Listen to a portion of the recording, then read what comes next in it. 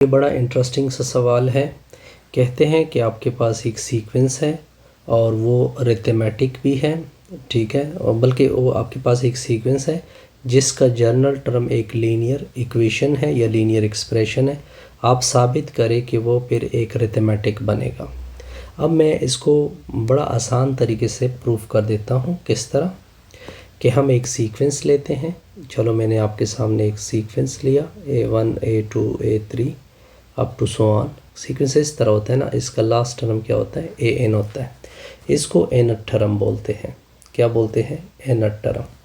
लेकिन कंडीशन क्या है कि ये जो nth टर्म है, कंडीशन ये है कि इसका जो nth टर्म है वो एक लीनियर इक्वेशन है। लीनियर इक्वेशन हमें पता है किस फॉर्म में होता है, ax प्लस b की फॉर्म में होता है। ये लीनियर इक्वेशन है।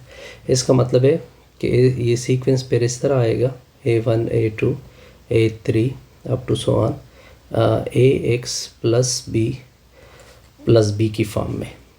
इसको मैंने शो करना है कि ये एक EP बनेगा, यानी एक अरिथमेटिक सीक्वेंस बनेगा।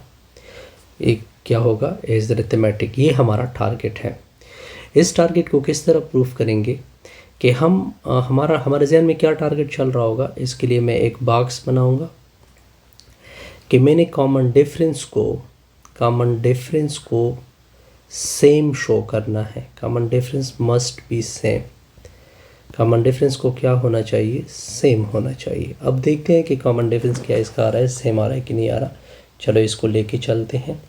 A1 A2 A3 up to so on, ax plus b।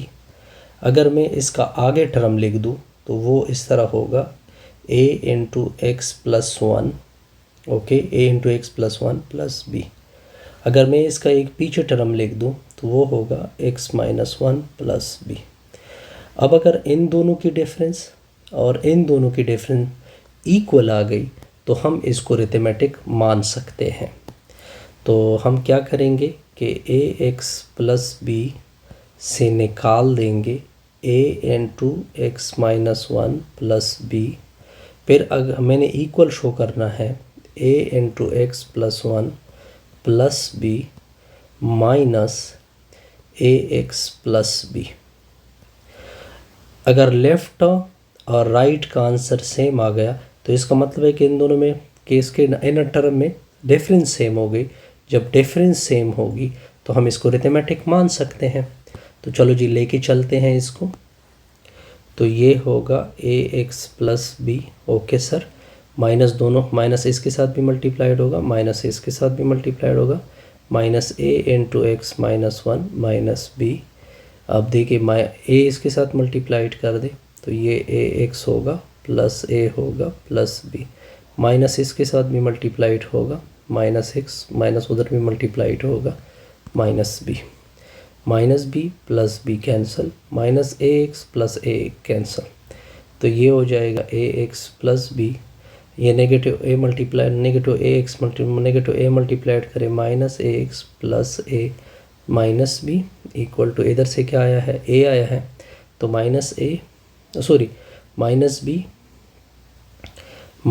b और इधर है plus b, minus a x plus ax cancel. क्या बचत हो गई, a इक्वल टू a आ गया। इसका मतलब ये बना कि ये डिफरेंस इसके साथ क्या हो गई, इक्वल हो गई। हेंस हम जो ऊपर वाली सीक्वेंस है A1 A2 अप टू, जिसका लास्ट टर्म एक लीनियर एक्सप्रेशन था, इसको क्या मानेंगे, is a arithmetic sequence. Arithmetic sequence हमने क्यों मान लिया, क्योंकि इसका कॉमन डिफरेंस सेम हो गया।